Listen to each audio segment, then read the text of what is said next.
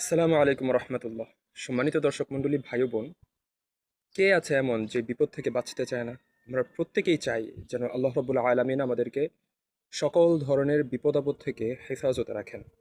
সেই জন্য আমাদের প্রিয় নবী মুহাম্মদ সাল্লাল্লাহু আলাইহি ওয়াসাল্লাম আমাদেরকে এমন কিছু ওয়াজিফা, এমন কিছু আমল শিখিয়ে দিয়েছেন, যে আমলগুলো আমরা প্রতিনিয়ত করলে বিপদ থেকে ইনশাআল্লাহ বেঁচে থাকতে পারবো। আল্লাহ রব্বুল আলামিনই আমাদেরকে বাঁচাবেন।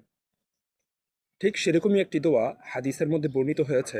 রাসূল সাল্লাল্লাহু আলাইহি ওয়াসাল্লাম বলছেন, মা মিন আবিদিন ইয়াকুলু ফি সাবাহি কুল্লি ইয়াউমিন ওয়া মাসাই কুল্লি লাইলাতিন, যেই ব্যক্তি প্রতি সকালে এবং প্রতি বিকেলে বলবে, বিসমিল্লাহিল্লাযী লা ইয়াদুররু মা'a ইসমিহি শাইউন ফিল আরদি ওয়ালা ফিস সামাই ওয়া হুয়াস সামিউল আলিম, সালাসা মাররাতিন।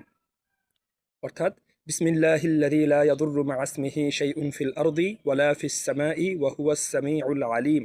এই দোয়াটা যেই ব্যক্তি তিনবার পড়বে প্রতি সকালে এবং প্রতি বিকেলে, লাম ইয়াদুররুহু শাইউন, তাকে কোনো কিছুই ক্ষতি করতে পারবে না।